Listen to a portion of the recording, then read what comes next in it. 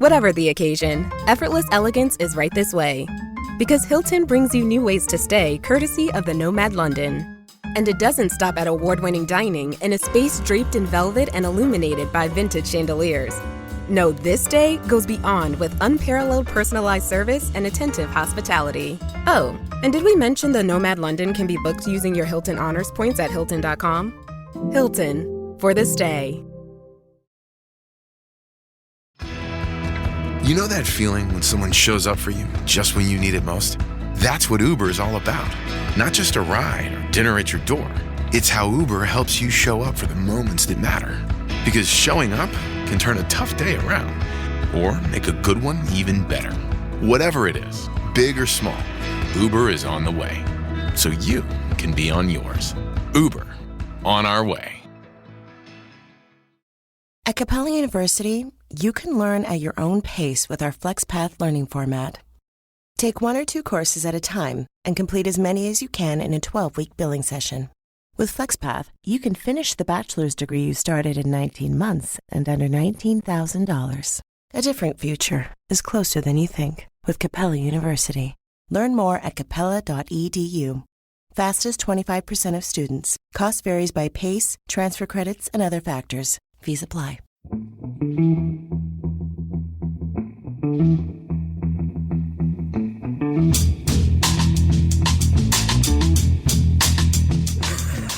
Hello, and welcome to The Price of Football, the show that looks at the money behind the beautiful game with me, Kevin Day, and Liverpool University's Kieran Maguire.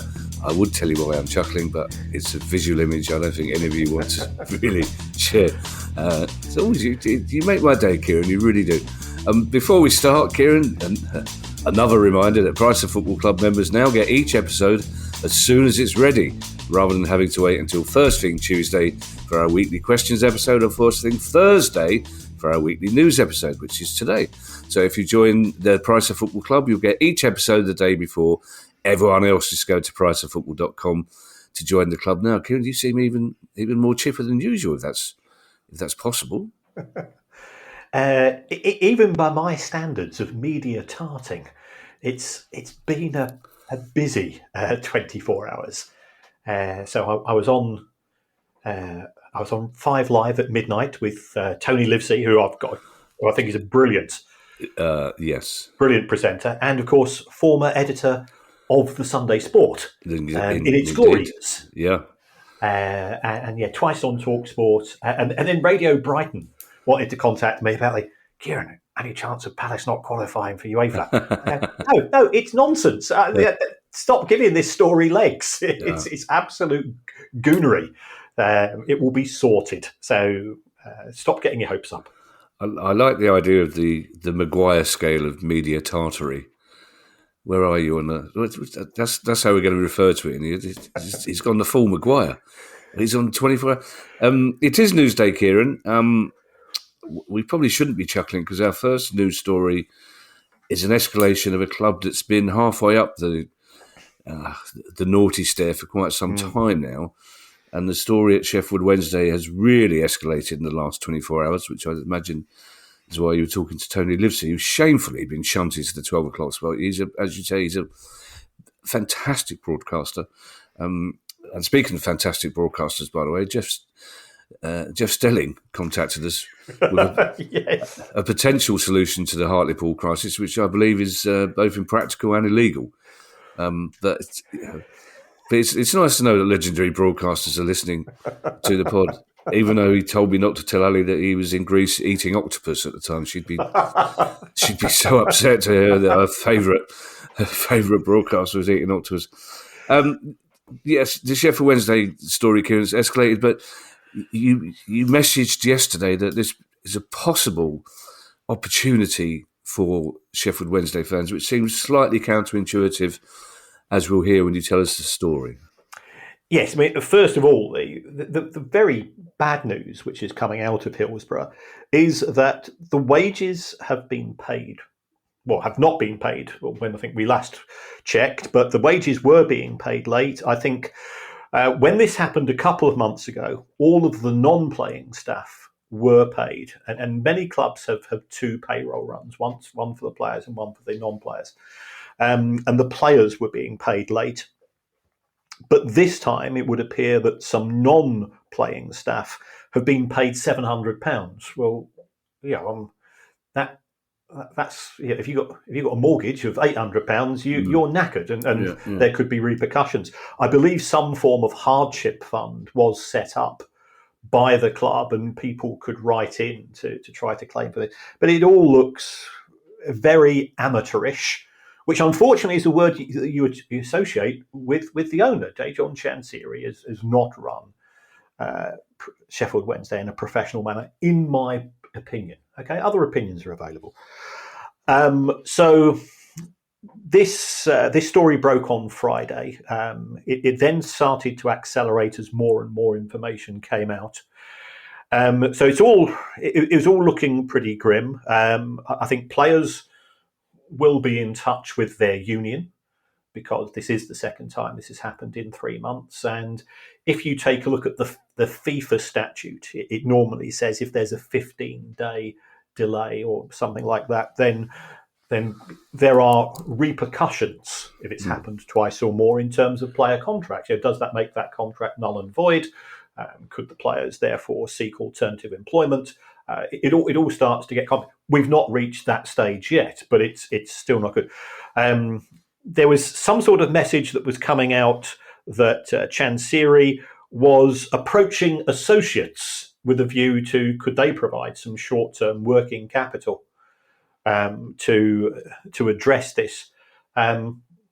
He must have known that they couldn't pay the wages before payday. So why is this taking place now? So all of that is really sad news, and we are dealing with people on a personal level. There's the perception that footballers are very wealthy, and by the standards of most people, yes, they are well remunerated. But the people working in the ticket office, the people working in admin, the people who are working as physios and groundsmen and other people at the club, they are not well paid, because football clubs don't pay particularly good wages, because they leverage off the fact that many of the staff are followers, are supporters of Sheffield Wednesday Football Club, and therefore they say, I'll probably get an extra 50 or 60 quid a week or whatever it is going elsewhere, but hey, I'm working for the club I love. So football clubs exploit that in terms of what they pay. So to let these people down, I think is absolutely appalling. The reason why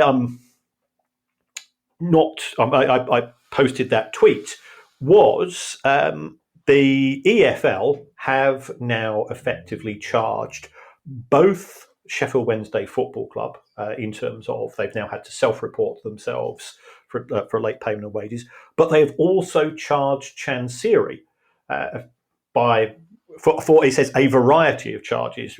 One of those charges would be you knew this was going to happen. You've committed before to making sure that there was sufficient funds to allow wages to be paid, and you have not kept your side of the bargain. Now, the reason why I think this could be a positive is that we saw in the case of Reading that the EFL started to put more and more pressure on the owner when there was a breach by the owner. So the club's doing things wrong, the club is legally separate from the owner. If the owner had committed to paying the wages or putting in funds and has failed to do so, the owner has effectively breached that contract. So could there be repercussions from that? Are Sheffield Wednesday for sale? That's a second issue. I was reading one story this morning that Chansiri has been in conversation with people. His initial asking price was £350 million. That is quite ludicrous in terms of, we saw Derby County, for example, go for 60 million. That price, I've had conversation with people. Somebody said he was asking for 150, and I've heard from yet a third party that price has now been halved yet again, and he's now looking for 75 to 80. It's not worth that, in my view. Having done sort of the very crude calculations that we use in the world of football finance, my gut feel is probably somewhere between 40 and 50 million would be a fair price. And remember when we did our live show in Rotherham we were asked a similar question, and I think we gave a broadly similar answer. Yeah. So there are certainly interested parties, I can assure you. Sheffield Wednesday is a big football club, lots of proud heritage, history. It's been in the Premier League. It's got a passionate fan base. All of these things are attractive to an investor. So you would be able to get that. There's complications because the stadium and the football club have been separated into individual companies. But again, my understanding is that Chancery is willing to, you effectively buy the job lot. So I don't think that will necessarily be a negative. But your heart does go out for these people at the club who you turn up for work in good faith. You do your work, and the least you expect, you might be treated bad by managers. You might get abused by fans at times because their season ticket's not being renewed, and that's part of the job. There's nothing thing, but the very least you expect is to be paid each month on the due date. Well, it's a lawful statutory requirement for a start-off that you are. It's part of your contract of employment. It's two things, Kieran. I'm really bothered by the fact this is the second time, because the first time, a couple of months ago, he said this is a one-off administrative error, won't happen again. And it's the fact that he knew it was going to happen. It's like, Ali and I are both freelance, and over the course of a year we get paid all right. But there are times when we may not get paid for 7 or 8 weeks, and occasionally you think we're going to struggle to meet that commitment, that pension payment, or that whatever it is. So what you do is you contact the people involved and say, look, I'm really sorry, there's a possibility we can't. And they go, okay, don't worry about it. But, and you resolve. So what you don't do is sit there thinking, oh, this is going to be really bad tomorrow. I'm not going to be able to pay this. I hope something happens overnight. Not when you're a man who runs a huge company worth a lot of money. And the fact that he's only now asking people to borrow the money to pay the wages is outrageous. But the second thing, Kieran, when you've got a company with 2 payrolls, does one take priority over the other? Would a football club normally expect to pay the players first, and then if they've got enough money, pay the staff, or the other way around? Or I think this came up when there was an issue with a late payment of wages at another club in the Championship, and for the sake of awkwardness, we won't name them. That during the course of our conversations, it became clear that there were 2 payment dates in the year. So from a cash flow point of view, I absolutely understand. So I don't think it's a case of prioritising. I think it's a case of, is there enough money in the bank account to pay payroll number 1, which might be on the 29th, and payroll number 2 might be on the 15th. Right. So it's more to do with sort of cash flow management than anything else. And presumably, Kieran, as a chief finance officer at Sheffield Wednesday, I mean, it's not Chancery doing this as well. He's not looking for his mobile phone thinking, oh God, I haven't got enough money. He must be getting warnings of these cash flow problems. Surely someone's on top of this. Yes, there's no doubt about it. And now again, I've got no knowledge of what's happening on this particular case.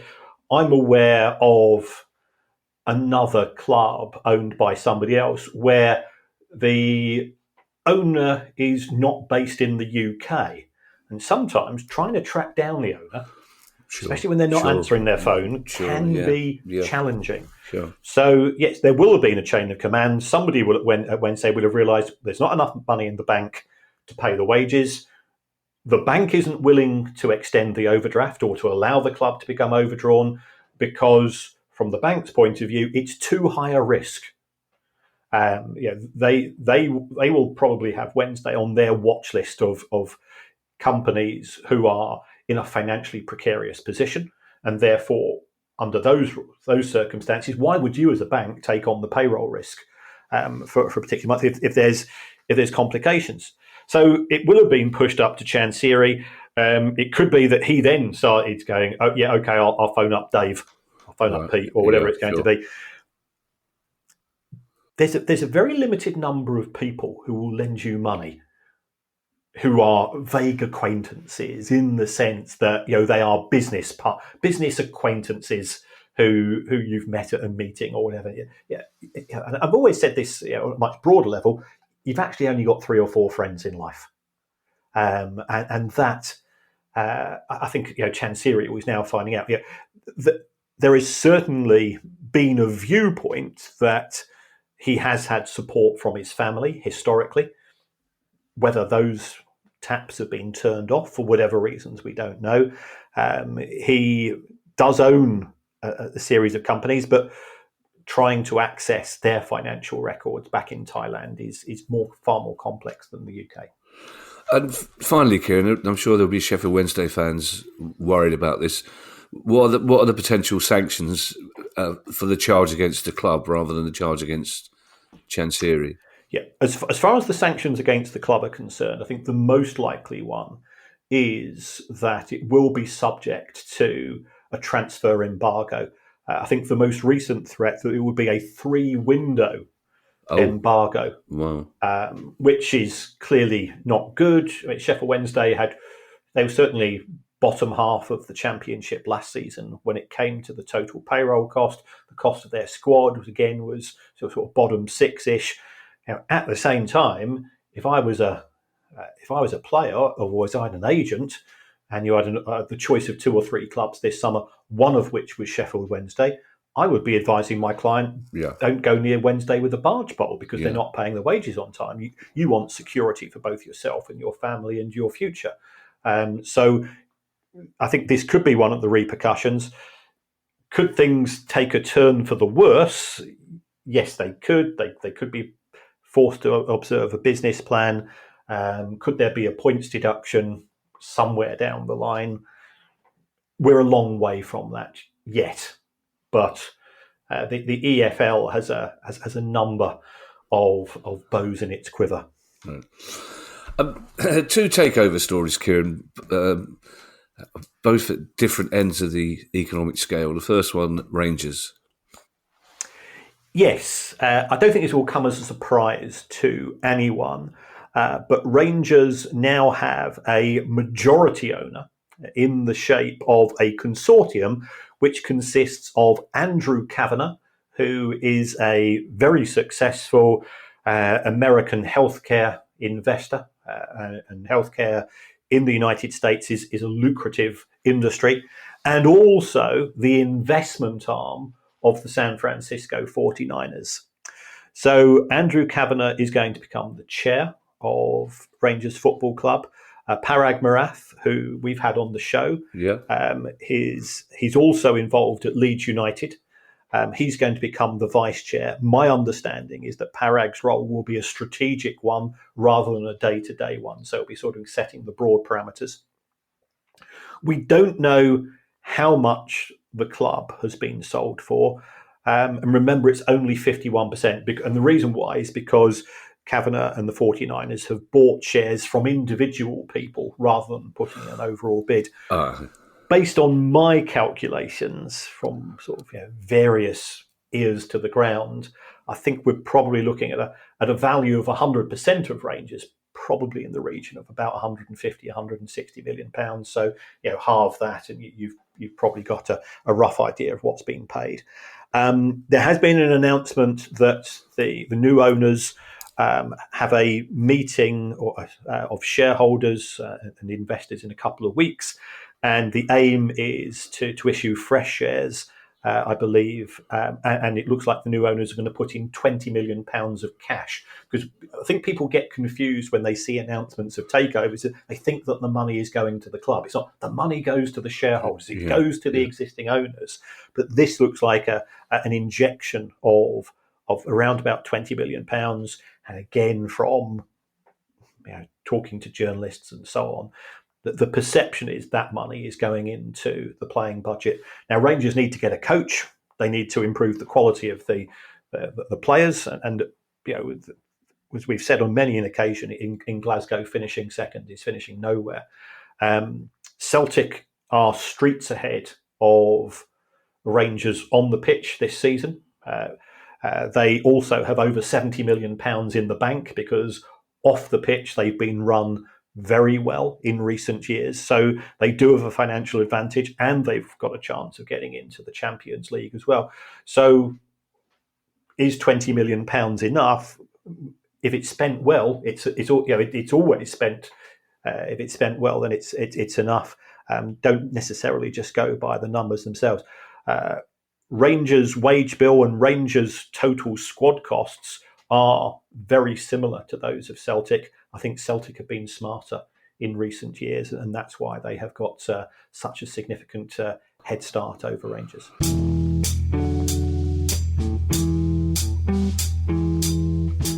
If you've shopped online, chances are you've bought from a business powered by Shopify. You know that purple Shop Pay button you see at checkout? The one that makes buying so incredibly easy? That's Shopify. And there's a reason so many businesses sell with it, because Shopify makes it incredibly easy to start and run your business. Shopify is the commerce platform behind 10% of all e-commerce in the US.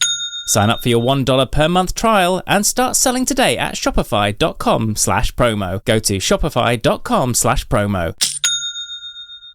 Did you know that parents rank financial literacy as the #1 most difficult life skill to teach? Meet Greenlight, the debit card and money app for families. With Greenlight, you can send money to kids quickly, set up chores, automate allowance, and keep an eye on your kids' spending with real-time notifications. Kids learn to earn, save, and spend wisely, and parents can rest easy knowing their kids are learning about money with guardrails in place. Try Greenlight risk-free today at greenlight.com/Spotify.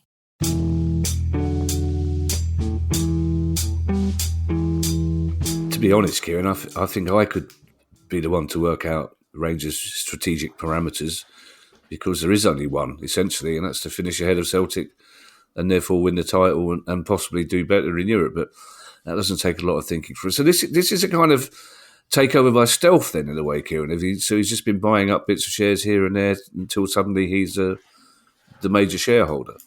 In the sense that I suspect that some of these deals have been dependent. So it's effectively, I will buy your shares by the 31st of May, or whenever the 30th of May, whatever the date was, provided I will also get the opportunity to buy other shares. So all of those pieces have to fit together at the same time. So you get a provisional agreement to buy and sell the shares at a particular price, and now it's all crystallised. I do think that this is a better scenario for Rangers. Again, as an outside observer, there's been an awful lot of conflict at board level, at ownership level. I think some of the investors are getting investment fatigue, i.e. they get a call every 6 months. Rangers lost 300 grand a week in 2024. So, if you talk to anybody that's ever owned a club, you're on the hook. You get the phone call from the chief executive, not dissimilar to what we're reporting at Sheffield Wednesday, except this time the owners are in a far better financial position to be able to provide those funds. And Yeovil Town, Kieran, have new owners. Yes, again, a club which has had issues in terms of the various sets of owners in recent years. And I think there's been a breakdown as far as the relationship between the Hellier family and a large section of the fan base. I remember Yeovil Town in the Championship. Yeah. That was a hell of an achievement. But things have deteriorated since then, and they have dropped out of the EFL. So we now have a company called Inflection Holdings, owned by Prabhu Srinivasan, which is Dubai-based. He is a sports entrepreneur as well as many other entrepreneurs, because that's what you tend to be if you're located or if you're based in Dubai. But it looks like he's got full ownership. He's talking the right game, but everybody does on the day that they buy a football club. Again, I think it's in the best interests of all parties. When relationships turn toxic, it's time to get out of town. Yeah. Two takeover stories, Kieran. Two loophole stories. What a pod this is turning out to be.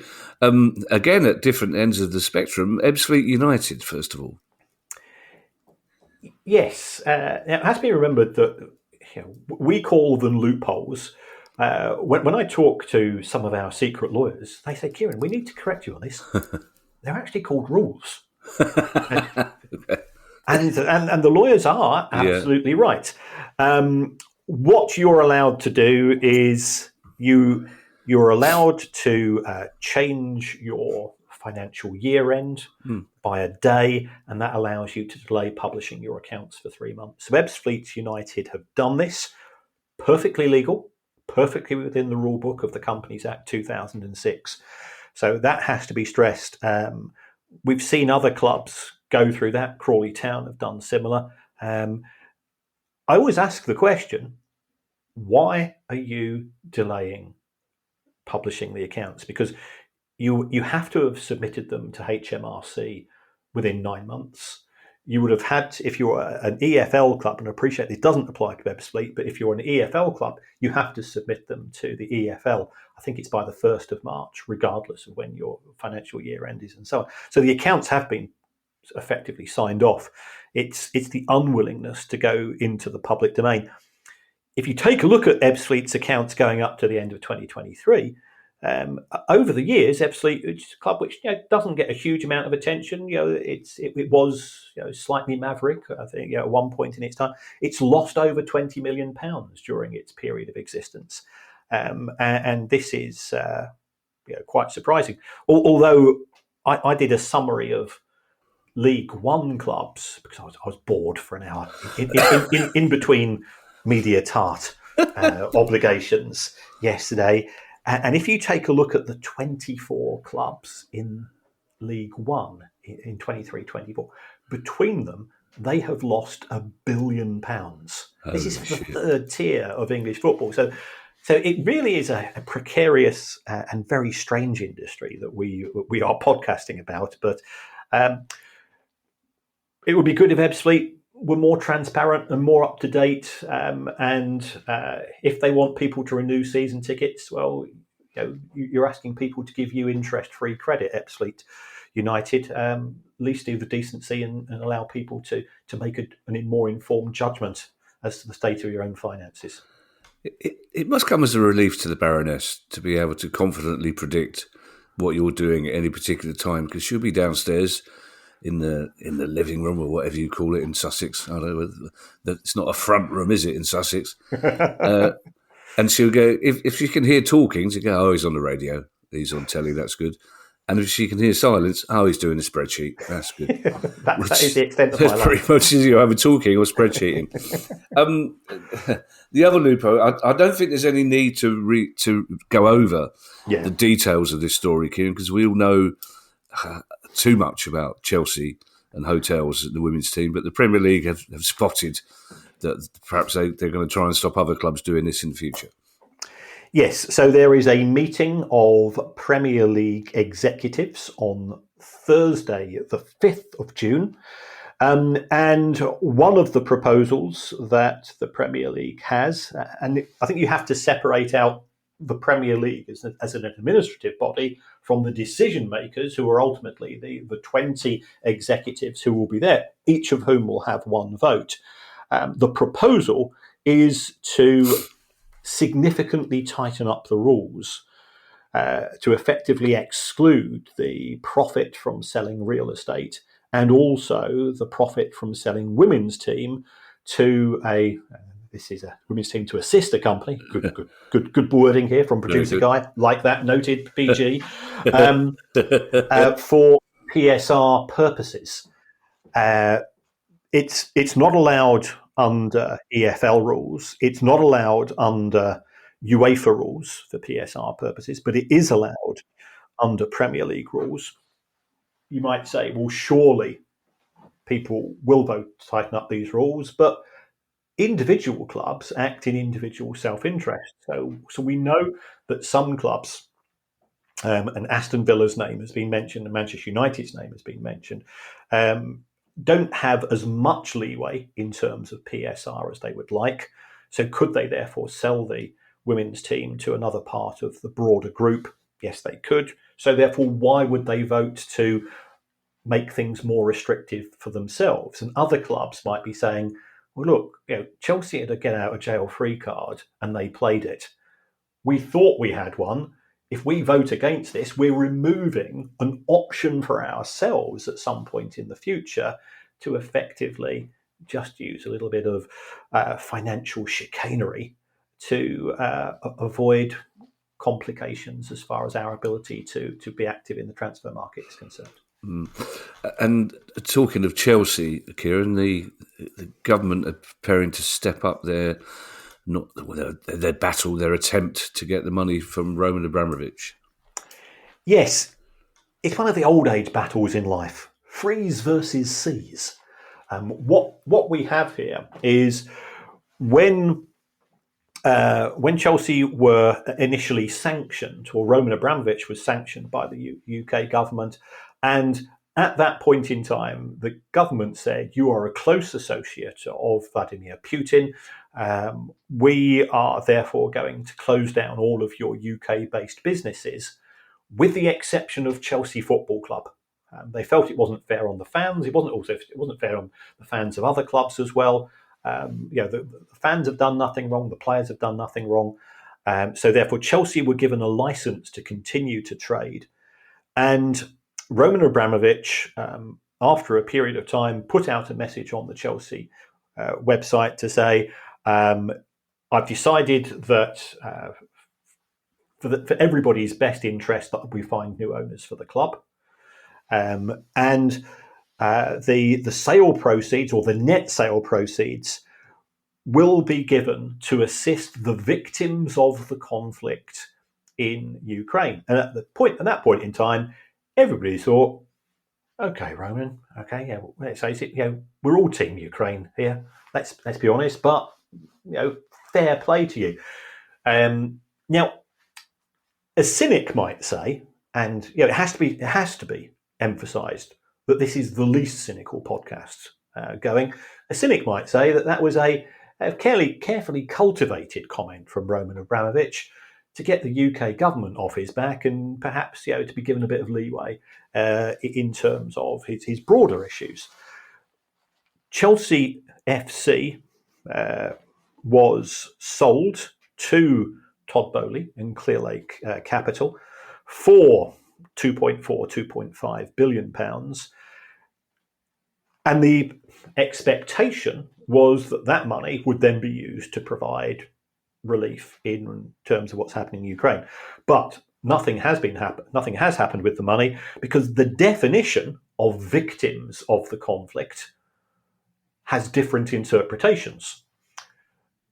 What appears to be the noises coming from Roman Abramovich's side is that those young men who have been conscripted by Vladimir Putin and sent to the front and lost their lives, they are victims of the conflict. And actually, they are victims of the conflict. Their families have suffered losses to support the egocentric lunacy of a dictator. But the UK government takes the view that the money should be going for projects in Ukraine, relief in Ukraine, medical support in Ukraine, and so on. And this has been battling on since 2022. Roman Abramovich provided funding to Chelsea Football Club via a company called Fordstam, which was broadly based, it was being funded by the British Virgin Islands. There are rumours that Roman Abramovich has family trusts which are based in Cyprus. Cyprus has very close links to Russia in terms of visas and financial support and advice and so on. Could it be that the trusts there are saying, well, we're not actually in approval of this money being distributed, full stop? So it all gets very complicated.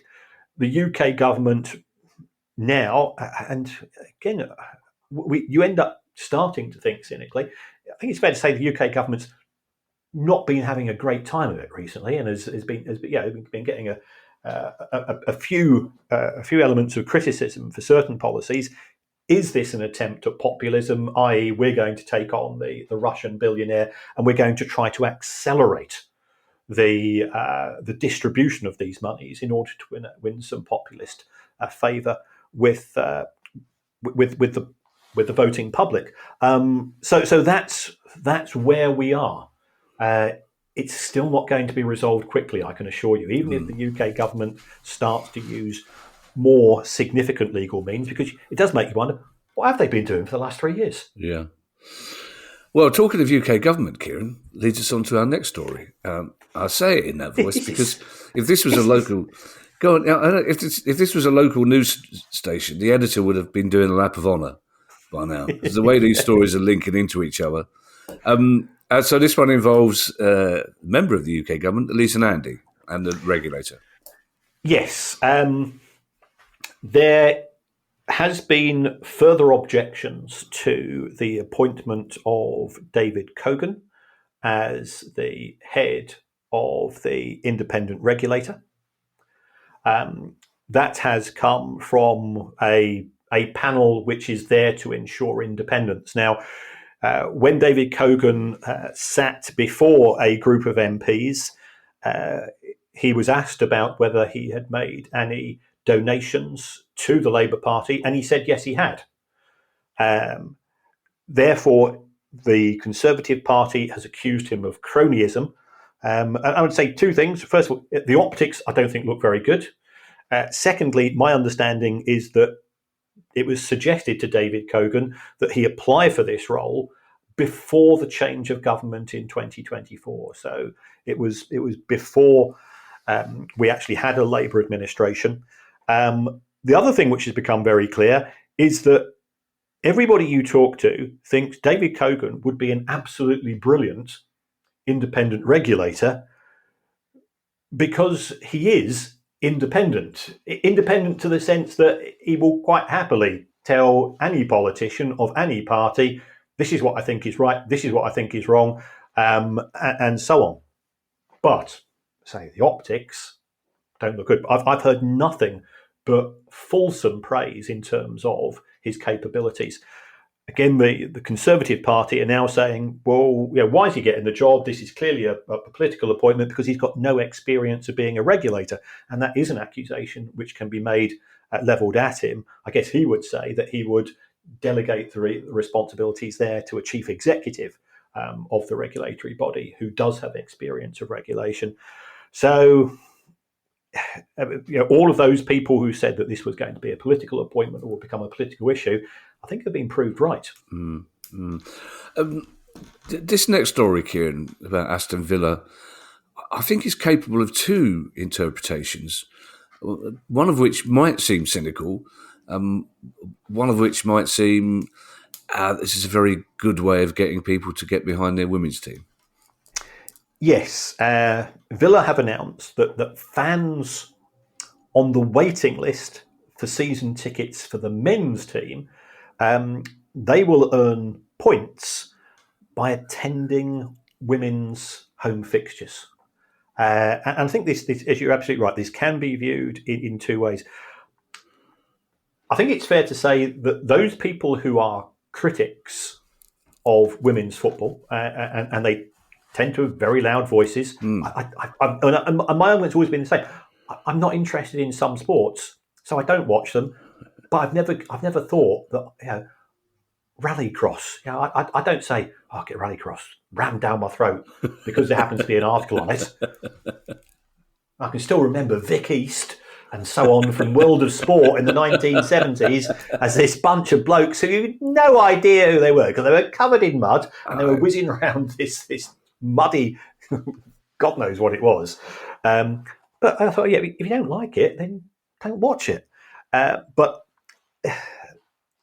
the culture war element of this story is that it does give an opportunity for the critics of the women's game to say, look, the women's game is so poor, it can't stand on its own 2 feet, and therefore we're bullying Villa fans who've got no interest in the women's team to attend matches in order to get pushed up the waiting list for the season ticket. So that's one of the things we're picking up from social media. There's another view that you support Aston Villa, so therefore you support Aston Villa's men's team and women's team. So by evidencing that support, by attending some matches for the women's game, you're helping Villa on a broader scale. You can see both viewpoints, but I think there's a further issue. it just shows you how popular Villa are at present, that there's such a big waiting list. Yeah, well, you never know, Kieran. Some of these men who are on the waiting list might go to a women's game and go, "This is quite good. This is decent football." It is, Yeah. and then they will carry on supporting both teams.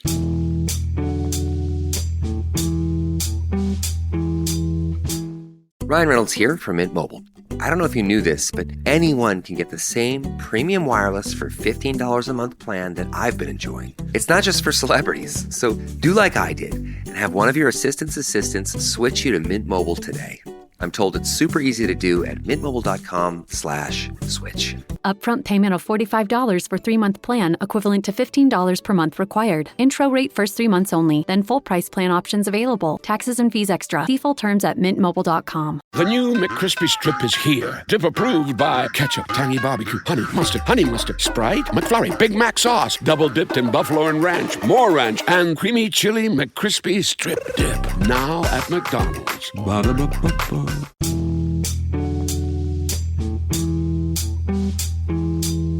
Two more stories to go, Kieran. The first one is no surprise. Forbes have come up with their annual list of the most valuable clubs in the world, and I think most of us would have guessed the winner. Yes, it's Real Madrid, the success in winning the Champions League in 2024, the expansion of the stadium and the additional revenues that brings, and also the fact that they're Real Madrid. You know, if you were to name one destination club on the planet, it would be Real Madrid. You know, where you talk to professional footballers, if there was one club you could play for, you know, and you look at, you know, Gareth Bale growing up, that was the team he wanted to play for. Yeah. You look at Kylian Mbappe, exactly the same. He could have earned just as much money, if not more, by staying in Paris. So you can understand the sort of the Disneyfication, the allure of the club in terms of its attractiveness to players, to sponsors, to fan bases and so on. So yes, they have topped it, but they're only up. I say only. They're £150 million ahead of Manchester United, who have not won the Premier League now for 12 years. I think it's, you know, fair to say, a very disappointing season. I think that's reflective of Manchester United as a global brand and the Premier League as well, in the sense that there are 6 out of the top 10 clubs in the Forbes list are from the Premier League. The big 6, as we would refer to them, 8 out of the top 20, and 12 out of the top 30, including Crystal Palace and Brighton and Hove Albion. Which, really? Yeah, and yeah, let's be honest, Kevin, we love our clubs, but I'd never conceptually have them down as within the world's top 30. Palace are valued at $790 million by Forbes. Which could be good news for John Textor if he's thinking of selling 45% of the shares. That's a nice start point for John. And if he wants to recoup that money there, it does show the strength of the Premier League. I think the other thing which intrigued me was that there was quite a few MLS clubs. There were more MLS clubs than German clubs, for example. Yeah. And the reason for this is what happens when you got no relegation, because the jeopardy element of which and the risk that's associated with that doesn't apply for those clubs, and as a consequence of that, it does mean that as an entertainment vehicle, they become more valuable. It's almost hilarious to imagine 30 years ago if you said Palace and Brighton would be valued among the top 30 richest. I think you have mentioned in the past, though, that you think that Forbes tend to overvalue clubs a little. Yes, I mean that their algorithm for me is generous. Yeah, but what we have seen is an explosion in valuations, and what was also interesting for me from a nerd's point of view is that if you look at what we refer to as the revenue multiplier, i.e. you take the amount of money that the club generates and you multiply that by a number, it's much lower in football than it is in NFL and NBA and so on. But again, I think that's reflective of those are sealed industries have got greater scarcity and therefore greater value. And they are also very much geared towards being a television product. Football is still stuck in its history. And I always go back to the point that one of Florentino Perez's ideas was to have 4 quarters instead of 2 halves, purely to increase the amount of advertising revenue in the quarters, as it would now be, in order to generate more money. In NFL and MLB, NBA, and so on, that is ingrained within those sports. Also interesting, though, Kieran, you talk about Madrid quite rightly as the leading destination club for players and tourists, but you would probably argue that Barcelona would be second in terms of people wanting to go. I'd love to see Barcelona play. I imagine a huge proportion of their fans for every game are tourists, but they're a basket case. So where were they on this list? I think they were third behind Manchester United. Oh, they're still third. Okay. Yeah, but I think they were over $1 billion behind Real Madrid. But yeah, I was going to use exactly those same words. They have been very poorly managed at senior level, and the fact that when Real Madrid have people coming to the Real Madrid Museum, Real Madrid get 100% of the revenue, Barcelona get 51%, and so on. So Barcelona have sold their future. They've used a series of payday loans, as we've mentioned on more than one occasion, and therefore that reduces the club's value. So that's one of the things they've pawned, basically, future rights on entertainment, hospitality, tourism. Oh, okay. At the final story, Kieran, and I have to admit here to some hilarious confusion in my own mind when I entirely misinterpreted the word Panini. Genuinely wondered why somebody would have signed a multi-year partnership with a toasted sandwich, but I think with hindsight, I may have got that wrong. Yes, for children and men of a certain age, and that age includes men in their 60s, I regret to say. You regret to say it, Kieran. I regret to hear you say it, Kieran. Collecting stickers is still a thing, even though it makes no sense whatsoever. But yes, the EFL, and I think this is a testament to the increased popularity of the EFL, because they've signed a multi-year deal with Panini. The stickers, as well, I think, as autographs and other bits, stickers including the autographs and other bits of paraphernalia, looks like is going to be going on sale. My concern, if you've got 72 clubs and you've got 25 players per club, I would have done the calculation. I did have my spreadsheet all set, but I don't know the prices of the stickers yet. Once that becomes known, and I might have to do some market research by buying a sticker book and some packs of stickers to find out, I'll report back. I mean, hats off to the EFL. It's an imaginative and I imagine quite lucrative deal for them. But I just want to be there when someone turns up at Barrow and says, "Right, lads, we need a photograph because you're all going to be Panini stickers." They go, "What, really?" Because, like you said, that's going to take a long time to complete that collection, isn't it? Yes, it is. It really is. Good luck with that, everybody. By which I mean, good luck, Kieran. Good luck explaining to the Baroness that there's another 10 minutes of your hour going on. But at least now she can go, he's either spreadsheet, or he's putting his Panini stickers in his new... Oh, he's running around with glee, that missing Barrow left back he's finally got. That shiny Barrow left back, he's got it. Don't forget you can join our Price of Football Club, where you'll get ad-free listening, bonus episodes, and many more benefits. And just go to priceoffootball.com and click on Join the Club to sign up today. If you have a question you'd like answered on the show, then you can email us at questions@priceoffootball.com. And don't forget you can follow us on Twitter, X, and find us on YouTube. And if you'd like to buy our book, you can find details on that very same website, priceoffootball.com. We'll be back on Tuesday with our weekly questions pod. In the meantime, I shall hand you over to Mr. Kieran Maguire for his customary farewell. Seems like it's a long time before there's any football happening, Kieran. Apart from the, Oh, well, fortunately, we've got the FIFA Club World Cup starting soon, Kevin. yes, I was. I mentioned that on TalkSport in a slightly disparaging way yesterday, and Yes, I got told off by the producer afterwards because I didn't realise they had the exclusive rights to the radio Yes. to the radio coverage. So if you've got nothing to do at 1:30 in the morning, then you can listen live to the champions of Costa Rica playing champions of New Zealand. I'd also like to just wonder how those parents who were listening to TalkSport, I was listening to myself, when their 6-year-old said, "Mummy, what's a reach around?" That was a genuine slip of the tongue. Yes. Sorry about that, everybody. You had to be there. I was rolling over the floor and I could tell it was. I could tell you it was not. Because I know your delivery. It was not an intentional. It wasn't an intentional one. I had a slight moment of horror. Yeah, that was mentioned last night at the final FA Cup celebration of the season. Yes.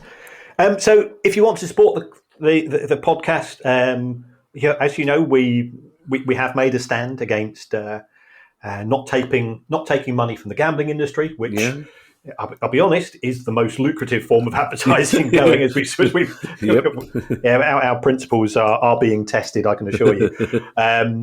But if you could join the club, that's one way. But there's another way, and this won't cost you any money. Just cost you a little bit of time. Just pop along to your podcast provider, your app, and give us a review. It genuinely helps us. The number of reviews you get helps you up the charts, and it keeps you slightly more in the public eye, which is good, again, from an advertising, marketing, and also attracting guests to the show point of view. Doesn't matter what you say.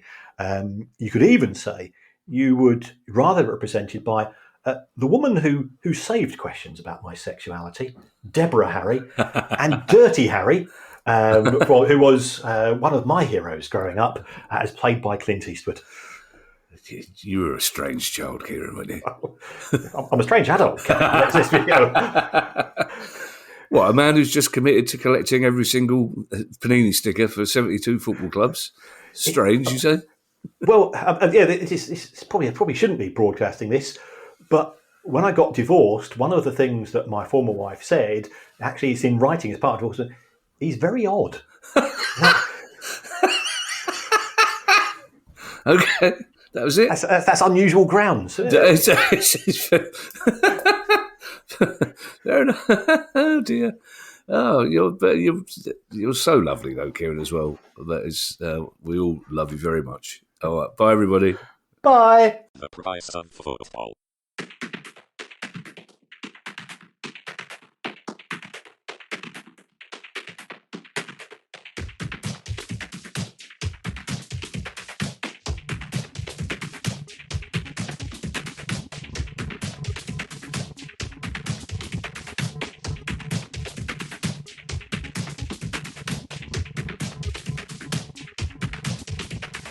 The price of football.